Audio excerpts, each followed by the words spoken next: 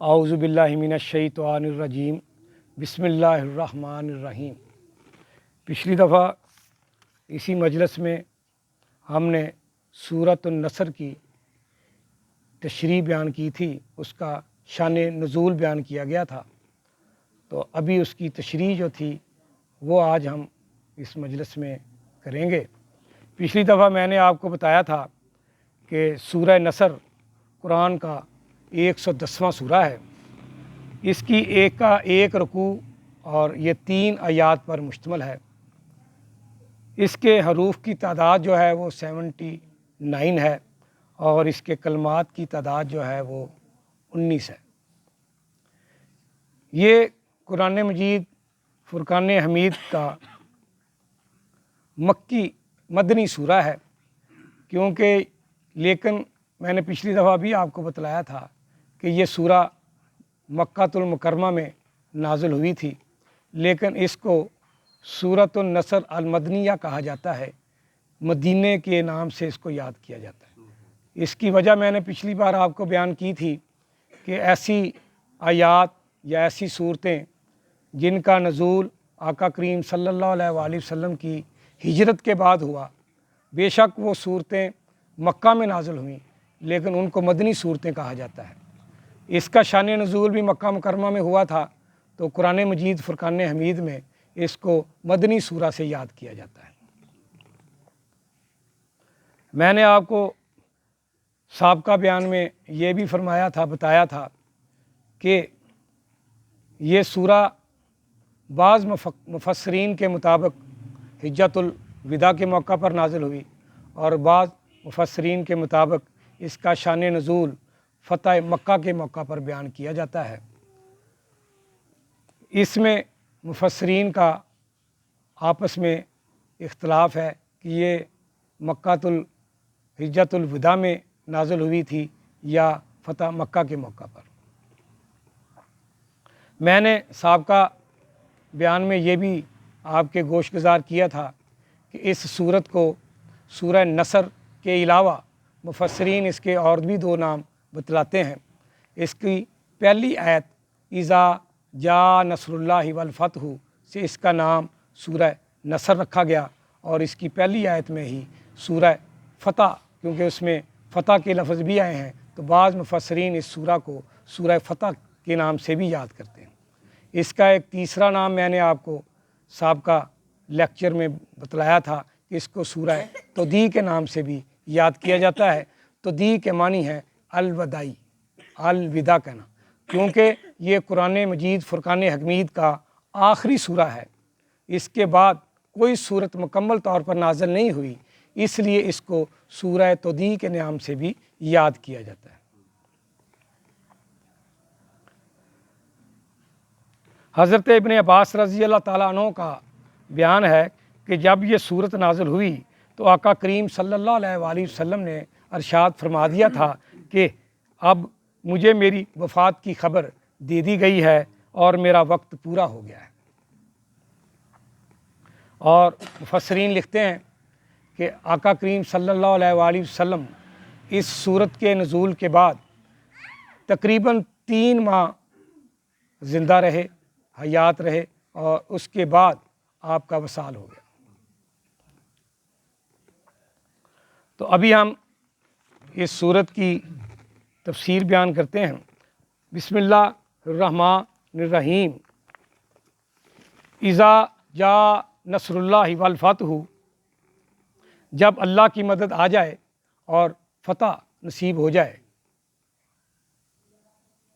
وَرَأَيْتَ النَّاسَ يَدْخُلُونَ فِي دِينِ اللَّهِ أَفْوَاجًا، اور اے نبی جب تم دیکھ لو کہ لوگ فوج در فوج اللہ کے دین میں داخل ہو رہے ہیں، فَسَبِّحْ بِحَمْدِ رَبِّكَ، تو اپنے رب کی حمد کے ساتھ اس کی تسبیح بیان کرو، وَاسْتَغْفِرْهُ إِنَّهُ كَانَ تَوَّابًا، اور اللہ سے مغفرت کی دعا مانگو، یعنی اللہ سے مغفرت طلب کرو، بے شک وہ بڑا توبہ قبول کرنے والا ہے۔ حاضرین کرام، وَاسْتَغْفِرْهُ إِنَّهُ كَانَ تَوَّابًا، تو میں آپ لوگوں کو اس مقام پر روکنا چاہوں گا۔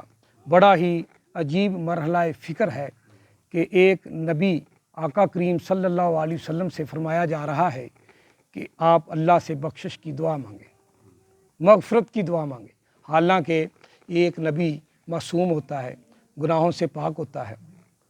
تو آقا کریم صلی اللہ علیہ وسلم کو یہ فرمانا کہ واستغفرہ اور اللہ سے بخشش طلب کیجئے، معافی طلب کیجئے، بڑا عجیب مرحلہ فکر ہے کہ یہ کیوں فرمایا گیا۔ حاضرین مجلس، کنز ضیاء القرآن میں علامہ پیر کرم اللہ شاہ الازہری ایک واقعہ بیان کرتے ہیں۔ بعض مفسرین نے اس واقعہ کو حضرت علی کرم اللہ وجہہ سے منسوب کیا ہے، لیکن ضیاء القرآن میں انہوں نے اس واقعہ کو امام حسن بصری کے حوالے سے روایت کیا ہے۔ فرماتے ہیں کہ امام حسن بصری رحمۃ اللہ علیہ ایک مجلس میں بیٹھے ہوئے تھے کہ ایک شخص آیا اور اس نے آ کر امام حسن بصری رحمۃ اللہ علیہ سے درخواست کی، شکایت کی کہ ہمارے علاقے میں قحط جو ہے وہ بہت زیادہ ہو گیا ہے، قحط سالی ہو گئی ہے۔ تو امام حسن بصری رحمۃ اللہ علیہ نے انہیں فرمایا کہ جاؤ استغفار پڑھو، استغفر اللہ کرو، استغفار کی تسبیح کرو۔ ابھی وہ شخص گیا تو ایک اور شخص آیا، اس شخص نے امام سے کہا، سرکار میں بہت غریب ہو گیا ہوں، مفلس ہو گیا ہوں، میرے گھر میں فاقہ کشی ہو گئی ہے۔ آپ نے اسے کہا کہ جاؤ استغفار کرو۔ ابھی مجلس چل رہی تھی کہ ایک تیسرا شخص آیا، اس نے کہا، حضور میرے اولاد نرینہ نہیں ہے، میرے پاس بیٹے نہیں ہیں، تو میرے لیے دعا کیجئے۔ آپ نے فرمایا جاؤ استغفار کرو۔ ابھی مجلس جاری تھی کہ ایک چوتھا شخص بھی آیا، اس نے کہا، سرکار میرا باغ جل گیا ہے، میرا باغ خشک ہو گیا ہے، پھل نہیں دیا، اجڑ گیا ہے۔ آپ نے فرمایا جاؤ استغفار کرو۔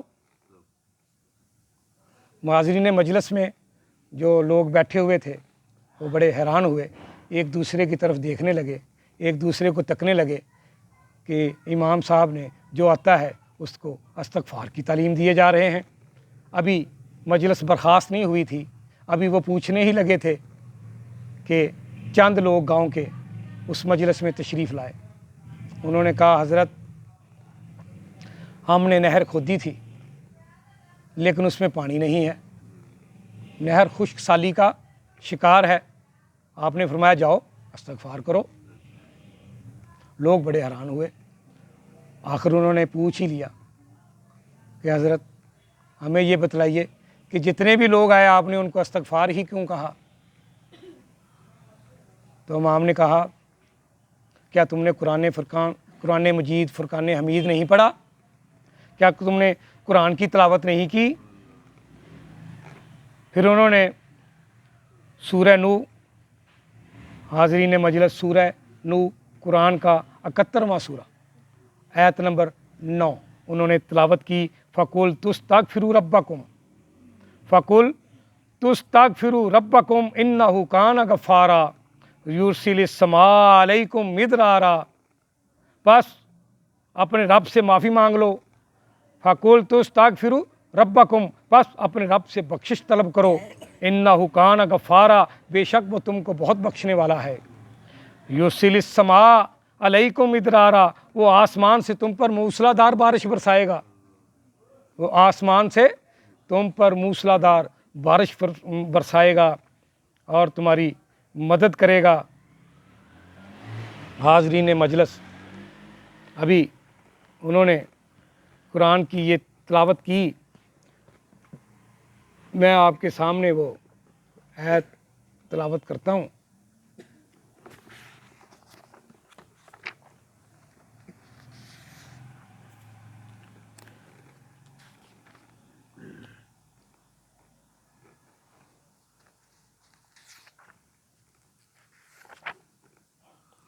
वनिस्तगफिरू रब्बकुम सुम्मा तूब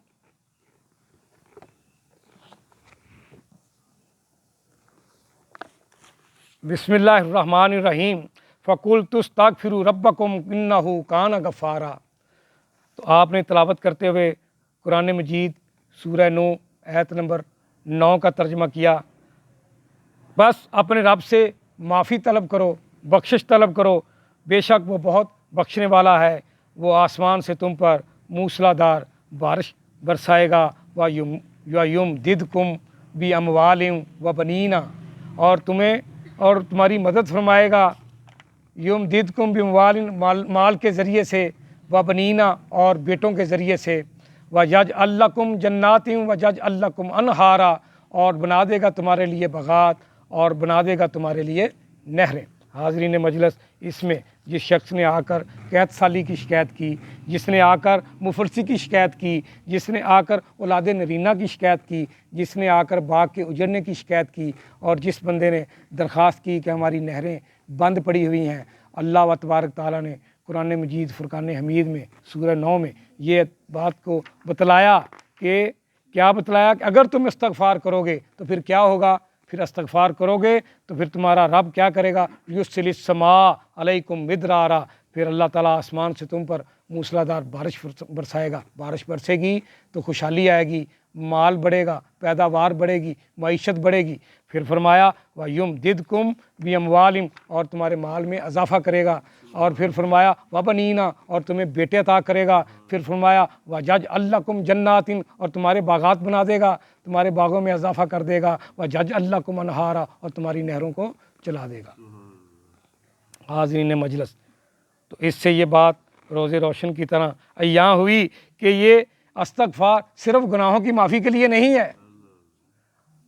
बड़ा अजीब मरहला फ़िक्र है कि इस्तगफार सिर्फ़ गुनाहों की माफ़ी के लिए नहीं है, बल्कि ये अल्लाह की रहमतों और अल्लाह की नेमतों के शुक्राने के ऊपर अदा किया जाता है।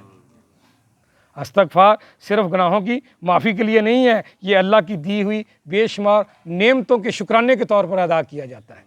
हाज़रीन मजलिस, इसी बात को सूरह हूद में अल्लाह व तबारक ताला ने आवाज़ दी।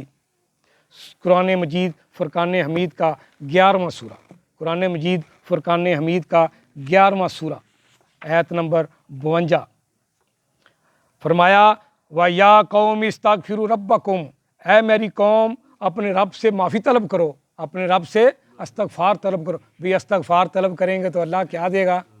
फरमाया सुम्मा तूबू अलैह, इसकी तरफ रजू करो, इसकी तरफ माफ़ी करो, इसकी तरफ तौबा करो, इसकी तरफ पलट आओ। युरसिलिस समा अलैकुम मिदरारा, आसमान से तुम्हारे ऊपर बारिश बरसाएगा। व यज़िदकुम कुव्वतन इला कुव्वतिकुम, और तुम्हारी कुव्वत में तुम्हारी पहली कुव्वत से ज़्यादा इजाफ़ा करेगा। वला ततवल्लौ मुजरिमीना, और ना मुँह मोड़ो अल्लाह ताला से जुर्म करते हुए। तो जो लोग इस्तगफार करते हैं उनके लिए खुशखबरी क्या हुई, माल आएगा, मुफलसी दूर होगी, बेटे दिए जाएंगे, माल से मदद की जाएगी, आसमान से बारिशें बरसाई जाएंगी, बाग पैदा किए जाएंगे, और नहरें चलाई जाएंगी। अभी इसी में अल्लाह ताला ने दूसरी बात सूरह फुरकान, अल्लाह ताला ने सूरह हूद कुरान का 11वां सूरा आयत नंबर 3 में फिर आवाज़ दी वनिस्तगफिरू रब्बकुम, और अगर तुम मग़फ़िरत तलब करोगे, सुम्मा तूबू अलैहि, और फिर इसकी तरफ तौबा करोगे, युमत्तिकुम मतान हसनन इला अजलिम मुसम्मा, वो तुम्हें लुत्फ़ अंदोज़ कर देगा, वो तुम्हें खुशहाल कर देगा, तुम्हें ज़िंदगी के रास्तों से अच्छी तरह एक मुकर्रर मियाद तक। तो भाई इससे मालूम ये हुआ कि इस्तगफार गुनाहों की बख्शिश के लिए नहीं है, गुनाहों की तौबा के लिए नहीं है, बल्कि ये अल्लाह की दी हुई बेशुमार नेमतों पर उसके शुक्राने के तौर पर इस्तगफार किया जाता है। हज़रत इमाम हसन रज़ी अल्लाह ताला अन्हु एक मरतबा हज़रत अमीर मुआविया रज़ी अल्लाह ताला अन्हु से मिलने के लिए उनके यहाँ तशरीफ़ ले गए। तो उनका एक मुलाज़िम था हज़रत अमीर मुआविया रज़ी अल्लाह ताला अन्हु का। उसने कहा, या हज़रत मुझे कोई ऐसा वजीफ़ा बता दीजिए, मैं बहुत अमीर आदमी हूँ, अल्लाह ने मुझे बहुत माल दौलत दे रखी है, लेकिन मेरे बेटे नहीं हैं, मेरे औलाद नरीना नहीं है। तो हज़रत इमाम हसन रज़ी अल्लाह ताला ने उनको बताया कि क्या तुमने कुरान नहीं पढ़ा, जाओ कुरान की तलावत करो और उसमें देखो बड़ा अस्तगफार किया करो। फिर आपने उसको अस्तगफार की तस्बीह बताई। वो आदमी कहता है कि मैंने शुरू में थोड़ा अस्तगफार किया, फिर मैं पढ़ता रहा, फिर मैंने इसकी तादाद को 700 मरतबा पे ले गया। तो लिखने वाले लिखते हैं, वो कहता है कि अल्लाह व तबारक ताला ने मुझे 10 बेटे अनात फरमाए, 10 बेटे। तो आपने फरमाया क्या तूने कुरान में नहीं पढ़ा, क्या तूने कुरान की, फिर वो मैंने जो सूरह हूद की आपके पास कुरान मजीद फुरकान हमीद का 11वां सूरह हूद आयत नंबर 52 की जो तलावत की है, आपने उसका मुतल्लिक़ ज़िक्र किया कि अस्तगफार किया करो। तो मालूम ये हुआ कि जो शख्स अस्तगफार करता है इस पर रिज़्क़ के दरवाज़े भी खुलते हैं, माल दौलत के दरवाज़े भी खुलते हैं, औलाद के दरवाज़े भी खुलते हैं। अल्लाह व तबारक ताला इसकी क़ुव्वत में भी इजाफ़ा करता है, इसके कबीले में इजाफ़ा करता है, इसके बेटों की तादाद में इजाफ़ा करता है। तो अभी वास्तगफिरहु इन्नहु कान तव्वाबा, है नबी अल्लाह से इस्तगफार कीजिए उन नेमतों के शुक्राने पर कि आपका दीन मुकम्मल हुआ चाहता है और लोग फ़ौज दर फ़ौज दीन में दाखिल हुए जा रहे हैं। इस नेमत पर अल्लाह ताला का शुक्र अदा कीजिए। अल यौम अकमलतु लकुम दीनुकुम, कि आपने अपने दीन की तकमील कर दी है। आपको शुक्राने के तौर पर इस्तगफार के लिए कहा जा रहा है। इन्नहु कान तव्वाबा, बेशक अल्लाह ताला तौबा कबूल करने वाला है। मुफस्सिरीन ने, मुहद्दिसीन ने बेशुमार इस्तगफार के मतलब अपनी किताबों में लिखा है, बड़ी तलकीन की है। आप किताबों में, हदीस की किताबों में इस्तगफार के मतलब बेशुमार हदीस जो हैं वो बयान की गई हैं। अस्तगफिरुल्लाह अल्लज़ी ला इलाहा इल्ला हुवल हय्युल क़य्यूम व अतूबु इलैह, ये तस्बीह बहुत से मुफस्सिरीन से मंकूल है। अस्तगफिरुल्लाह रब्बी मिन कुल्ली ज़ंबिन व अतूबु इलैह, ये तस्बीह बुज़ुर्गों से मंकूल है। ला इलाहा इल्ला अंता सुब्हानका इन्नी कुन्तु मिनज़ ज़ालिमीन, ये तस्बीह भी बुज़ुर्गों से मंकूल है। आप लोग भी इस्तगफार करें, इस्तगफार को अपना वजीफ़ा बनाएं। भाई कुरान मजीद हदीस की किताबों में बेशुमार हदीस इस्तगफार पर बयान की जाती हैं, लेकिन मैं सिर्फ एक हदीस सुनन अबी दाऊद की पढ़कर सुनाकर इस बयान को हम इख्तिताम पजीर करते हैं। अभी दामने वक्त में इतनी गुंजाइश भी नहीं है कि मैं आपको ज़ख़ीरा हदीस सुनाना शुरू करूं। एक ही हदीस पर हम इख्तिफा करते हुए, सुनन अबी दाऊद में है कि आका करीम सल्लल्लाहु अलैहि वसल्लम ने इरशाद फरमाया, जो शख्स इस्तगफार की पाबंदी करता है, जो शख्स इस्तगफार की पाबंदी करता है, अल्लाह ताला इसे हर गम से निजात और हर तंगी से कुशादगी अता करता है और इसे ऐसी जगह से रिज़्क़ बहम पहुँचाता है जहाँ से इसे गुमान भी नहीं होता। तो अल्लाह व तबारक ताला आपको कुरान को पढ़ने की, समझने की, अमल करने की तौफ़ीक़ अता फ़रमाए। आमीन सुम्मा आमीन। इन्नल्लाह बलागुल अमीन मुबीन।